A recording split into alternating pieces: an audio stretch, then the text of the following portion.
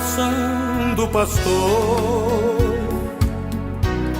de vida consagrada, marca todos os segundos das surpresas chegadas. É relógio que a fé não põe hora marcada. O coração do pastor, com todos os sentidos, vibra com os presentes, chora pelos perdidos e cuida com carinho dos recém-convertidos.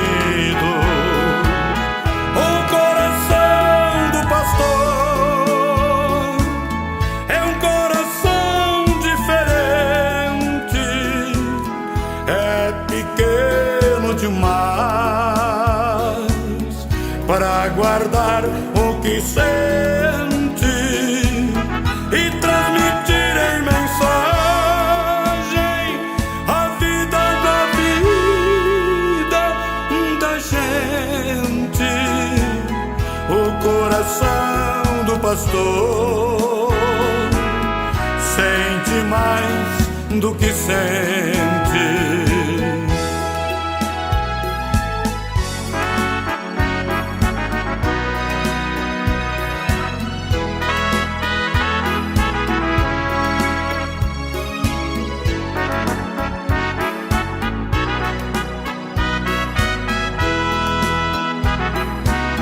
O coração do pastor é o fiel da balança, pesando miligramas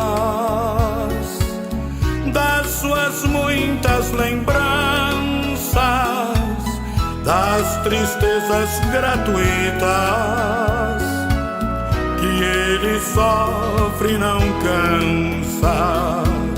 No coração do pastor, o ideal se eterniza com a mensagem da fé.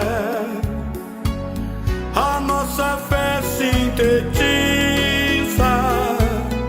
os nossos olhos em Cristo, sua direção focaliza.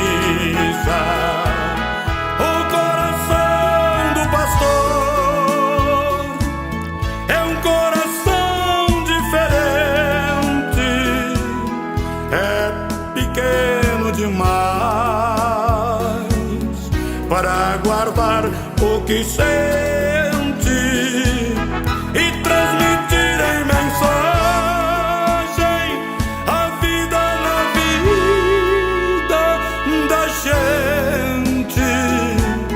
O coração do pastor sente mais do que sente.